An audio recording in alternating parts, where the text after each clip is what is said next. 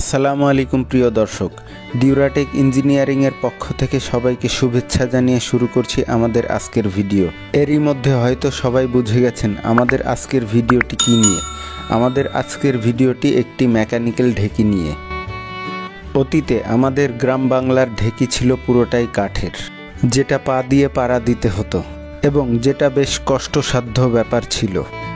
তবে কষ্টসাধ্য ব্যাপার হলেও সেটা ছিল 100% পিওর। যেমন ধরুন ঢেকি ছাটা চাল বা ঢেকিতে কোটা চালের গুঁড়ো অথবা ঢেকিতে গুঁড়ো করা যায় এমন দ্রব্যাদি সবই ছিল 100% পিওর। আর সেই পা দিয়ে পাড়ানোর কষ্টটাকে লাঘব করে পিওরনেসটাকে ধরে রাখতে আমরা তৈরি করেছি মেকানিক্যাল ঢেকি।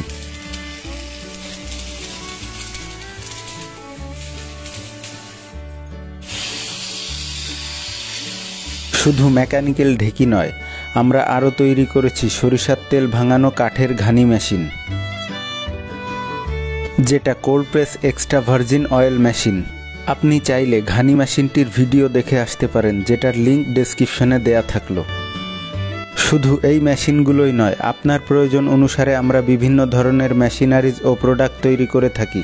প্রয়োজনে ভিজিট করতে পারেন আমাদের ইউটিউব চ্যানেলটি ও দেখতে পারেন আমাদের অন্যান্য কাজসমূহ, অথবা ফলো করতে পারেন আমাদের ফেসবুক পেজ, যেটার লিঙ্ক ডেসক্রিপশনে দেয়া থাকলো। কুরিয়ারের মাধ্যমে দেশের বিভিন্ন জেলায় আমাদের মেশিনারিজ ও অন্যান্য প্রোডাক্ট পাঠিয়ে থাকি। আমাদের তৈরি করা আরও বিভিন্ন ধরনের মেশিনারিজের নতুন নতুন ভিডিও পেতে আমাদের চ্যানেলটিকে সাবস্ক্রাইব করুন, লাইক ও শেয়ারের মাধ্যমে আমাদের পাশে থাকুন। আমরা এখন মেকানিক্যাল ঢেকিটিকে চালিয়ে দেখব। এই মেকানিক্যাল ঢেকিটাকে পুরোপুরিভাবে চালাতে গেলে মেঝেতে ঢালাই করে নিতে হবে। যেমন ফ্রেমের 4টি পায়া ও সামনের পাত্রটি ফ্লোরের মধ্যে 6 ইঞ্চি করে ঢালাই হবে।